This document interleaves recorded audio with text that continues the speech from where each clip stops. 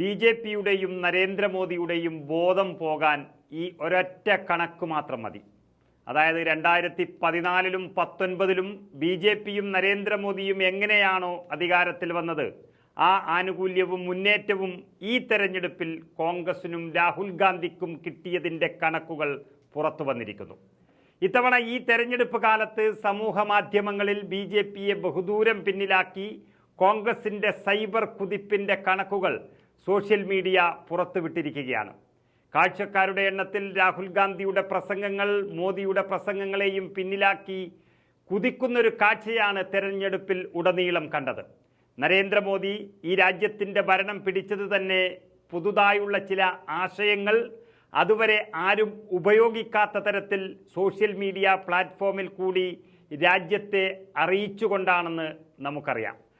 ആ ആശയങ്ങൾ കാട്ടുതീ പോലെ പടർത്തിവിട്ട് 15 ലക്ഷം പൗരൻ്റെ പോക്കറ്റിലെത്തുമെന്നും കള്ളപ്പണം പിടിക്കുമെന്നൊക്കെയുള്ള തരികിട വാഗ്ദാനങ്ങൾ അന്ന് ജനങ്ങളുടെ മനസ്സിലേക്ക് കുത്തിക്കയറ്റാനുള്ള എല്ലാ നീക്കങ്ങളും നടത്തിയത് ഈ സോഷ്യൽ മീഡിയ പ്ലാറ്റ്ഫോമിൽ കൂടിയായിരുന്നു എന്ന് നമുക്ക് ഓർമ്മയുണ്ട്. സത്യം അറിയുമ്പോഴേക്കും നരേന്ദ്രമോദി രാജ്യം ഭരിക്കാൻ തുടങ്ങിയിരുന്നു. എന്നാൽ ഇത്തവണ ഈ സോഷ്യൽ മീഡിയ കോൺഗ്രസും രാഹുൽ ഗാന്ധിയും കൈയടക്കിയതിൻ്റെ റിപ്പോർട്ടുകളാണ് പുറത്തു വന്നിരിക്കുന്നത്. അങ്ങനെ സമൂഹ മാധ്യമങ്ങളെ തങ്ങൾക്ക് ഗുണമാകുന്ന രീതിയിൽ കൃത്യമായി ഉപയോഗിക്കുന്ന കാര്യത്തിൽ ബി.ജെ.പിയുടെ മിടുക്ക് 2014-ലും 2019-ലും ഈ രാജ്യം കണ്ടതാണ്. എന്നാൽ കോൺഗ്രസ് പഴഞ്ചൻ രീതികളാണ് അന്ന് ഉപയോഗിച്ചത്. ഇന്ന് സൈബർ പ്രചരണത്തിൽ ബി.ജെ.പി അന്ന് വെന്നിക്കൊടി പാറിച്ചിട്ടുണ്ട് എങ്കിലും ഈ തെരഞ്ഞെടുപ്പ് കാലത്ത് കോൺഗ്രസ് ബി.ജെ.പിക്കൊപ്പം ഒരു പക്ഷേ അതിനേക്കാളും വളരുന്ന കാഴ്ചയാണ് കണ്ടത്. അതായത് തെരഞ്ഞെടുപ്പ് പ്രഖ്യാപിച്ച മാർച്ച് 16 മുതൽ 2 ദിവസം മുൻപ് വരെയുള്ള മെയ് 30 വരെയുള്ള കണക്കുകൾ ഇതിന് സാക്ഷ്യം പറയുകയാണ്. ഈ കാലയളവിൽ യൂട്യൂബിൽ കോൺഗ്രസിൻ്റെ വീഡിയോകൾ നേടിയത് 61.3 കോടി കാഴ്ചക്കാരെയാണ്. ബി.ജെ.പിക്ക് നേടാനായത് വെറും 15 കോടി കാഴ്ചക്കാരെ മാത്രം. രാഹുൽ ഗാന്ധിയുടെ തെരഞ്ഞെടുപ്പ് പ്രസംഗങ്ങൾ മോദിയുടെ പ്രസംഗങ്ങളെക്കാൾ കാഴ്ചക്കാരെ ലഭിച്ചു എന്നതാണ് ഏറ്റവും വലിയ ശ്രദ്ധേയമായി നിൽക്കുന്ന കാര്യം.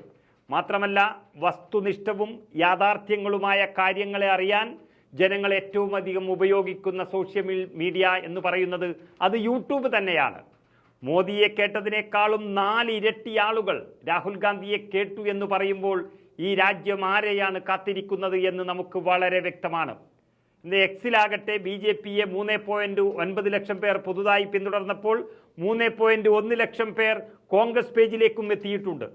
എന്നാൽ പുതിയ യൂട്യൂബ് സബ്സ്ക്രൈബേഴ്സിൻ്റെ കാര്യത്തിൽ തെരഞ്ഞെടുപ്പ് കാലത്ത് ആം ആദ്മി പാർട്ടിയാണ് നേരിയ തോതിൽ മുന്നിൽ നിന്നത്. കോൺഗ്രസ് 2ാമതും ബി.ജെ.പി 3ാമതും എത്തിയിട്ടുണ്ട്. അങ്ങനെ ആദ്യത്തെ 2ഉം ഇന്ത്യ മുന്നണിയിൽപ്പെടുന്ന കക്ഷികളാണെന്നതും ബി.ജെ.പിയെ ആശങ്കയിലാക്കുന്നു.